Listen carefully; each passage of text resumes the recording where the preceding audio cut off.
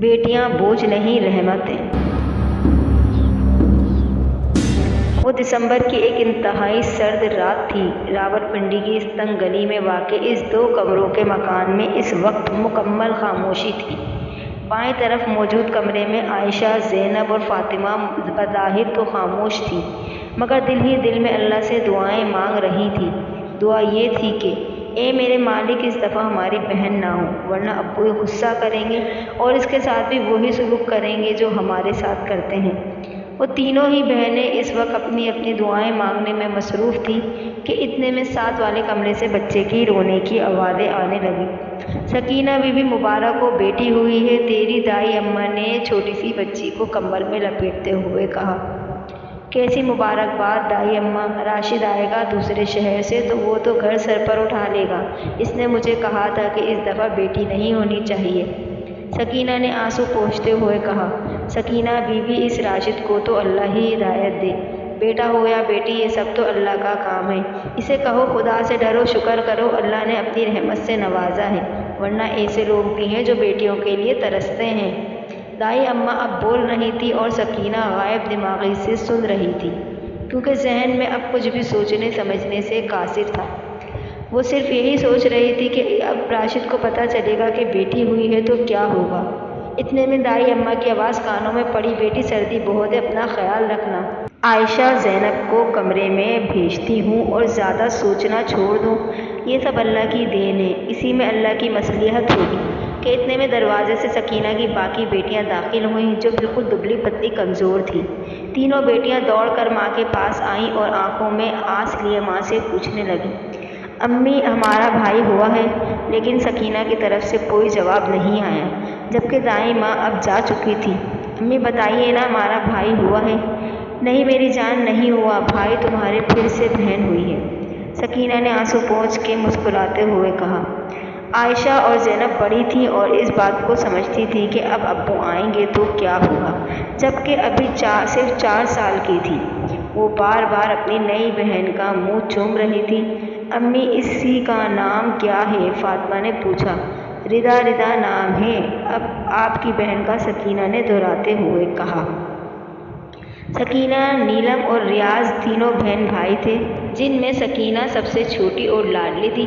سکینہ کی پیدائش کے چند ماہ بعد ہی رؤوف، جو کہ سکینہ کا باپ تھا، کھیتوں میں کام میں مصروف تھا کہ اچانک اس کے پیر پر سانپ نے کاٹ لیا۔ اس وقت وہاں کوئی بھی موجود نہیں تھا، کھیتوں میں تڑپتے ہوئے ہی اس کی موت ہو گئی۔ یاسمین، سکینہ کی ماں نے اکیلے ہی اپنے بچوں کو پالا پوسا، گھر گھر جا کر کام کرتی، اپنے بچوں کی ہر جائز ضرورت کو پورا کیا۔ وقت گزرتا گیا اور بچے بڑے ہوتے گئے۔ سکینہ سب سے چھوٹی تھی، لیکن ریاض اور نیلم سے پہلے اس کا رشتہ ہو گیا اور وہ لاہور سے رخصت ہو کر راولپنڈی آ گئی۔ شادی کے شروع دنوں میں ساس کا رویہ اچھا تھا، لیکن آہستہ آہستہ سکینہ کو کبھی جہیز کے دانے ملتے تو کبھی کام چوری کے۔ سارا دن ساس خود باتیں سناتی اور رات کو راشد کے آنے کے بعد اسے بھی سکینہ کی شکایتیں لگاتی، جس کے بعد گالیوں کا نہ ختم ہونے والا سلسلہ شروع ہو جاتا۔ سکینہ کے بچوں میں سب سے بڑی عائشہ تھی۔ اس کی پیدائش کے وقت ساس بہت خوش تھی کہ پوتا آنے والا ہے، لیکن سکینہ کو نہیں پتہ تھا کہ بیٹی پیدا کر کے اس نے کون سا گناہ کر دیا جو اب اسے گالیوں کے ساتھ ساتھ چھوٹی چھوٹی سی باتوں پہ مار بھی پڑتی۔ اور زینب اور فاطمہ کی پیدائش پہ تو انہوں نے باقاعدہ رونا شروع کر دیا۔ ایک اور لڑکی پیدا کی ہے اس نے، مجھے تو لگتا ہے میں کبھی اپنے پوتے کا منہ نہیں دیکھ سکوں گی، یہ حسرت میں دل میں لیے ہی قبر میں چلی جاؤں گی، سکینہ نے روتے ہوئے راشد سے کہا، جو ابھی دکان سے آیا تھا۔ اماں میں کیا کروں، اب تو نے ہی اس منحوس عورت سے میری شادی کروائی ہے، راشد نے جواب دیا۔ اور واقعی پھر کچھ ہی عرصے بعد سکینہ کی ساس اس دنیا سے چلی گئی۔ کچھ لوگ شاید اس بات کو یا تو سمجھتے نہیں ہیں اور یا سمجھنا ہی نہیں چاہتے کہ اولاد چاہے بیٹی ہو یا بیٹا، وہ اللہ کی مرضی ہے۔ اگر بیٹا نعمت ہے تو بیٹی بھی اللہ کی رحمت ہے، اور راشد بھی انہی لوگوں میں سے تھا جو ابھی بھی جانے سے پہلے سکینہ کو کہہ کے گیا تھا، مجھے بیٹا چاہیے، اگر اس دفعہ بیٹا نہیں ہوا تو ماں بیٹیوں کو گھر سے نکال دوں گا، پڑی رہنا پھر سڑکوں پر۔ اب ردا کی پیدائش پر سکینہ کو یہی ڈر تھا کہ راشد آئے گا تو کیا ہوگا۔ اگلے دن دوپہر کے وقت راشد گھر میں داخل ہوا۔ تینوں بچیں اپنی نئی بہن کے ساتھ کھیل رہی تھیں، جبکہ سکینہ کھانا بنانے میں مصروف تھی۔ دھڑام کی آواز کے ساتھ دروازہ بند ہوا تو تینوں بچیوں نے سہم کر پیچھے دیکھا۔ جہاں غصے سے سرخ چہرہ لیے راشد کھڑا تھا۔ دروازے کی آواز سن کر سکینہ بھی باہر آ گئی۔ کون ہے زینب جو اتنی زور سے دروازہ؟ باقی الفاظ اس کے منہ میں ہی رہ گئے۔ راشد غصے سے دیکھتا ہوا سکینہ کی طرف آیا۔ السلام علیکم راشد، آپ آ گئے، کھانا؟ اس سے پہلے کہ سکینہ کچھ کہتی راشد نے کی گرجدار آواز گونجی، بکواس بند کر اپنی اور دفع ہو جا میرے گھر سے۔ کہا تھا نا مجھے بیٹا چاہیے، لیکن تم منحوس عورت ہو، تم کبھی بیٹا پیدا نہیں کر سکتی۔ اور تم تین کیوں رو رہی ہو؟ زندہ ہے ماں تمہاری، ابھی مری نہیں ہے۔ آخر میں اپنی بیٹیوں کو بھی ڈانٹتا جو باپ کو غصے میں دیکھ کر رو رہی تھی۔ راشد کیسی باتیں کر رہے ہیں آپ، یہ سب میرے بس میں نہیں ہے، یہ اللہ کے کام ہے۔ وہ رب کسی کو بیٹا عطا کرتا ہے، کسی کو بیٹی، اور جس کو چاہتا ہے بے اولاد رکھتا ہے۔ ایسے بھی لوگ ہیں جو بیٹیوں کو ترستے ہیں۔ ان معصوم بچیوں نے آخر آپ کا کیا بگاڑا ہے؟ اگر اللہ نے چاہا تو ہمارا بیٹا بھی ہوگا۔ زیادہ مولانا صاحبہ بننے کی ضرورت نہیں، تم منحوس ہو، تم مجھے کبھی بیٹی کی خوشی دے ہی نہیں سکتی۔ سکینہ آنکھوں میں آنسو لیے دروازے کو دیکھ رہی تھی جہاں سے وہ ظالم انسان ابھی جا چکا تھا۔ ردا کی پیدائش کے بعد اب راشد کچھ زیادہ ہی سخت ہو گیا تھا۔ 2 وقت کی روٹی تو وہ بیوی بچوں کو دیتا تھا، لیکن اگر اس کے علاوہ کسی اور چیز کی ضرورت ہوتی تو سکینہ اور بچوں کو اسے کہتے ہوئے بھی ڈر لگتا، کیونکہ راشد غصے میں آ کر گھر کی چیزیں توڑنا شروع کر دیتا۔ اگر سکینہ کچھ کہتی تو اسے اور بچیوں کو بھی مارتا۔ اس سب سے تنگ آ کر سکینہ نے خود کپڑے سینے شروع کر دیے۔ اس طرح جو پیسے اسے ملتے، ان پیسوں سے اس نے اپنی بیٹیوں کو ایک ہی سرکاری اسکول میں داخل کروایا۔ اولاد دینا اللہ کے سوا کسی کے اختیار میں نہیں۔ ترجمہ: تمام بادشاہت اللہ ہی کی ہے، آسمانوں کی بھی اور زمین کی بھی۔ وہ جو چاہتا ہے پیدا کرتا ہے، جسے چاہتا ہے بیٹیاں عطا کرتا ہے اور جسے چاہتا ہے بیٹے بخشتا ہے، یا ان کو بیٹے اور بیٹیاں دونوں عنایت فرماتا ہے، اور جس کو چاہتا ہے بے اولاد رکھتا ہے۔ وہ تو جاننے والا اور قدرت والا ہے۔ سورۃ الشورى آیت نمبر 49 اور 50۔ بے شک اولاد دینا صرف اور صرف اللہ کے اختیار میں ہے۔ جب ردا 3 سال کی ہوئی، اللہ نے سکینہ اور راشد کو ایک ساتھ 2 بیٹوں سے نوازا۔ سکینہ تو خوش تھی ہی، لیکن راشد کی خوشی کی کوئی حد نہیں تھی۔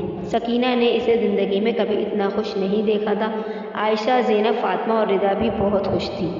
ان کا یہ بھی خیال تھا کہ اب ابو کا رویہ ہمارے ساتھ ٹھیک ہو جائے گا، مگر یہ محض خیال ہی رہا، کیونکہ ریحان اور ایان کی پیدائش کے بعد بیٹیوں کے ساتھ راشد کا رویہ اور سخت ہو گیا۔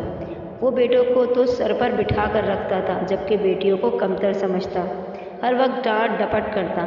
بہنوں کے ساتھ باپ کے رویے کو دیکھتے دیکھتے ریحان اور ایان کا رویہ بھی ان کے ساتھ خراب ہوتا گیا۔ چاروں بہنیں ان سے بڑی تھیں، لیکن وہ دونوں اپنی بہنوں کا بالکل بھی احترام نہ کرتے۔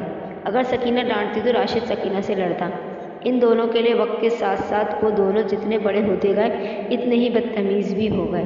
نہیں بھائی، میں راشد سے پوچھ کر آپ کو فون کروں گی، ابھی کچھ نہیں کہہ سکتی۔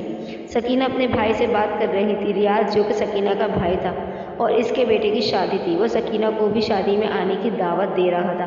شادی کے بعد سکینہ کا کہیں بھی آنا جانا بہت کم ہو گیا تھا۔ وجہ تھی راشد کا رویہ، وہ سکینہ کو کہیں جانے نہیں دیتا تھا۔ لیکن اب بھائی کے بار بار اصرار کرنے پہ اس نے سوچا ایک دفعہ راشد سے پوچھ لیتی ہوں، شاید اجازت دے دیں۔ بچے بھی اتنے سالوں بعد ماموں اور خالہ سے ملنے کو بےتاب تھے، اس لیے انہوں نے بھی ماں کی منتیں شروع کر دیں۔